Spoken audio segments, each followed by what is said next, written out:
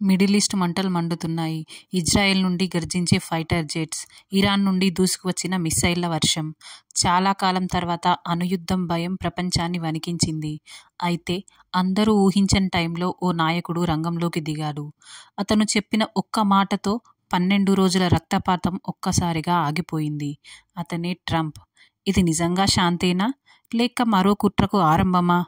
పూర్తి కథ ఇప్పుడు చూద్దాం. ఇస్రాయిల్ ఎందుకు యుద్ధం మొదలుపెట్టింది? దీనికి కారణం ఇరాన్ న్యూక్లియర్ ప్రోగ్రాం. ఇరాన్ అణు ఆయుధాలు తయారు చేస్తుందన్న అనుమానం చాలా రోజుల నుండి ఉంది. 2025 మే-జూన్లో కొన్ని ఇంటెలిజెన్స్ రిపోర్ట్, శాటిలైట్ ఇమేజెస్ వచ్చాయి. ఫోర్డ్, నటాంజ్, ఇస్ఫహాన్ వంటి అణు కేంద్రీయ కేంద్రాల్లో అణు ఆయుధాలు అభివృద్ధి వేగంగా జరుగుతోందని తెలిసింది. అణు ఆయుధం అంటే ఇజ్రాయిల్కు పెద్ద భయం. ఎందుకంటే ఇరాన్ చాలాసార్లు ఇస్రాయిల్ను భూమి మీద నుండి తుడిచేయాలి అని బహిరంగంగానే చెప్పింది. ఇరాన్ చేతిలో అణ్బాంబు వస్తే ఇజ్రాయిల్ భద్రతకు చాలా ప్రమాదంలో పడిపోతుంది. అంతేకాకుండా ఇరాన్ హమాస్, హిజ్బుల్లా, హౌతీ గ్రూపులకు డబ్బులు, ఆయుధాలు ఇచ్చి ఇజ్రాయిల్పై ప్రత్యక్ష దాడులు చేయిస్తోంది. అక్టోబర్ 2023 హమాస్ దాడి తర్వాత టెన్షన్ ఇంకా పెరిగింది. అప్పుడు ఇజ్రాయిల్ నిర్ణయం తీసుకుంది, ఇప్పుడు ఆపకపోతే రేపటికి చాలా లేట్ అవుతుంది అని.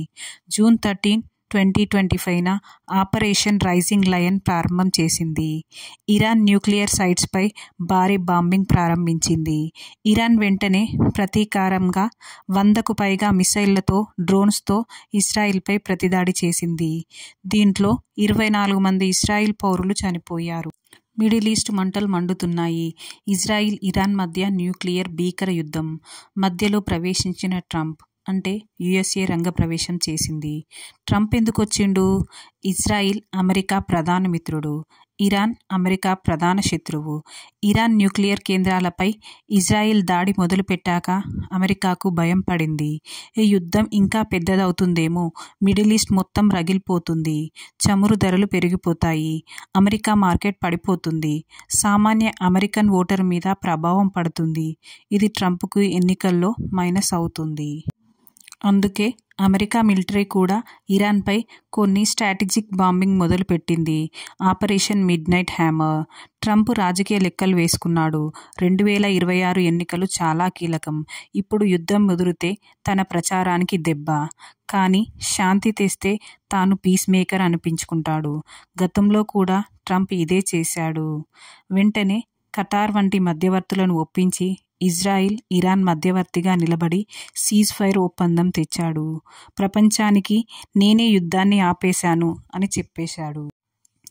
ఇదే అతని ఎన్నికల ప్రచారానికి పెద్ద బ్రహ్మాస్త్రం. ఇరాన్ పూర్తిగా అంగీకరించిందా? మరి ఇరాన్ అంగీకరించింది, కానీ పూర్తిగా కాదంటూ కండిషన్ బేస్డ్ సీజ్ ఫైర్ అన్నట్టు వ్యవహరించింది. ఇరాన్ ఫారెన్ మినిస్టర్, మేము 4 గంటల నుండి మా దాడులను ఆపేస్తాం, కానీ ఇజ్రాయిల్ కూడా తన దాడులను ఆపేసిన తర్వాతే పూర్తిగా శాంతి కొనసాగుతుంది, ఇంకా తుది ఒప్పందం జరగలేదు అని చెప్పాడు. ఇజ్రాయిల్ నుండి పూర్తి అధికారిక ప్రకటన లేదు. అయితే చాలా దాడులను ఆపారు, ఇంకా చిన్న చిన్న చర్చలు కొనసాగుతున్నాయి. ట్రంప్ మాత్రం తన సోషల్ మీడియాలో ఇరాన్ మరియు ఇజ్రాయిల్ రెండూ పూర్తిగా సీజ్ ఫైర్కు ఒప్పుకున్నారు, ఇంకా 6 గంటల్లో ఇది మొదలవుతుంది, అంటే అప్పటి నుండి 6 గంటల గ్యాప్లో వారు తుది ఏర్పాట్లు చేసుకుంటారు. ఆ తర్వాత సీజ్ ఫైర్ మొదలవుతుంది. సీజ్ ఫైర్ 12 గంటలు కొనసాగుతుంది. 12 గంటల తర్వాత పూర్తిగా యుద్ధం ముగిసినట్టు పరిగణిస్తాం. అంటే 6 గంటలు ప్రిపరేషన్ టైము, ఆ తర్వాత 12 గంటలు సీజ్ ఫైర్, మొత్తం 18 గంటల టైం అన్నమాట. ఆ తర్వాత యుద్ధం మొత్తం ముగిసిపోతుంది. అంటే ట్రంప్ తన దౌత్య నైపుణ్యాన్ని ప్రపంచానికి చూపించాడు.